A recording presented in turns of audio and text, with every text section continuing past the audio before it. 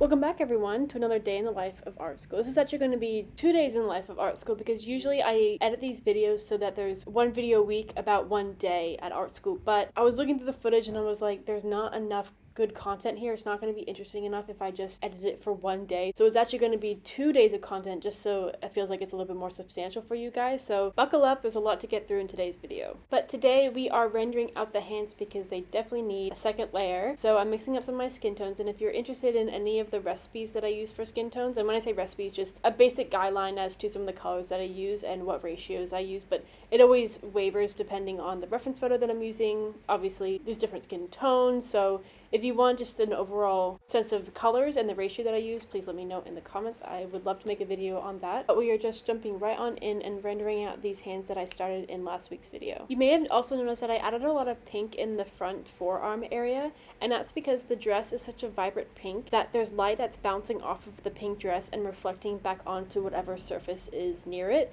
And so this hand area is having this pink cast shine all over it, and so her hands actually glow a lot in the reference photo, so I wanted to emulate that and I just increase the saturation in the pinks. It'll be more evident as I continue to render it out. You can also start to see how much detail I'm going into the hands, and that's a personal style that I like to have, is that other elements that's not skin I don't render out as much. So any skin portion of this painting is going to be as detailed as I can make it personally. Especially because I'm painting over an old painting, all this text in the background here is coming through into the fabric, and I think I want to keep that, but in any skin areas I just want it to be opaque so it can contrast that as well. And once that's done, I go in with the hair. Now I didn't really have a clear idea, and also this is why I spanned this video over 2 days, just because I struggled a lot with the hair. I didn't want the hair to be hyper realistic. I wanted it to sort of melt into the dress. I didn't want to fully render it out because I really don't like painting hair. I haven't really found a way to love it, so I also just wanted to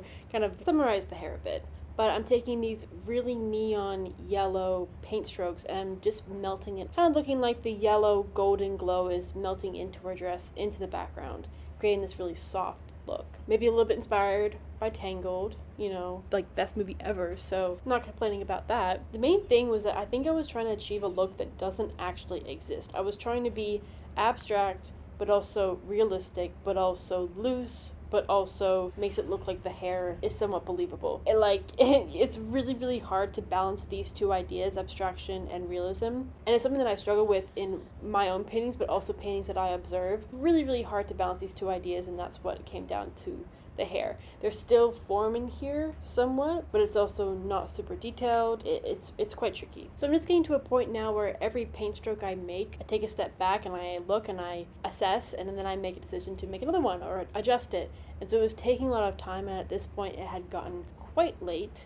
I was still working on this hair. I also just wanted to go in and darken the background because I thought that the text was coming through a little bit too much. Also, I wanted to make the background also in oil, so there's just a little bit of consistency still throughout the piece. Also because I love oil paint, and seriously, when I put it down, it just made it look so velvety and was a lot more opaque. I honestly said in my head, I love oil paint. It was so nice to finally work with it again. But there were a lot of streaks, and I didn't want it to look like that I was painting over an old painting, which is what I was doing. So I grabbed a paper towel and I just stamped in the texture of the paper towel because there's some parts of this background that created this nice grainy texture that reminded me of newspaper, and I thought that was really cool because it gave this vintage aesthetic that you can, if I would move my head, you could probably see. Wow, I really need to touch my roots. But I went through the whole painting stamping in that texture, and then here I added this blood to her face, and it was really satisfying, and I forgot to hit record. So that was me really frustrated in myself, but this is also me kind of pretending that I didn't forget to hit record. And I just added some to the side of this eye, and I explained in the previous video what I'm sort of aiming to get with this painting in terms of the aestheticness, quote unquote. So if you are interested in why I'm adding all the blood and everything, check out the previous video. But this is what it was at the end of the day. I was so happy that I got those arms done. I think that was really putting me off at the beginning. But I just walked home and woke up bright and early for another day. Yay! And my goal was to get this painting done. It's gonna take a while because there's a lot of stuff to do. We're doing the hair again. I wasn't happy with it. I knew I wasn't gonna leave it like this totally, but I ended up rejigging the whole thing, But now I'm finally happy with it. I think I found that balance between realism and abstraction that finally made it, decent to look at. But we are getting this painting done today, guys. Spoiler alert, we are getting this painting done, and it's gonna be great, and it's gonna be good. It's gonna be an awesome painting. And I'll just briefly touch on, in case you haven't seen last week's video, about the aesthetics of this painting. And I go into way more detail about this, and I add a bunch of disclaimers, but I just wanted to make her look quote unquote unaesthetic, whatever that means to anybody. But this is the hair finished. I was finally happy with it. It gave that effect of it flowing onto the rest of the figure, kind of like water, so I was really happy with it. And then we move on to the knees. And I guess I didn't film the final result, but you'll see at the end of the video, cliffhanger, I guess. And then we are just getting through this painting. I redid the entire face. This is the before, and this is the after, and this is the before, and this is the after. Sorry I didn't film a lot of the process. I just thought it was a little bit redundant with all the other clips that I've shown in those previous videos. So go check out those videos if you want to know how I did the face. So when I did a second layer on the face, some of the blood was removed, so I just added some of that back. But all the things that I'm adding to the face now, such as the blood, the bruised eye, and this tooth here that I added outside of the lip to sort of like poke out, maybe it's swollen in some way, and this acne, people don't notice all these things until I either mention it or they get really, really close. So from a distance, she looks very quote unquote aesthetic, and then there are these tiny little details that are quite unsettling because there's no reason why. I also did the ear off camera, so sorry I didn't film that, but I ended up completing this painting entirely, and this is the end result, guys, aside from the ear.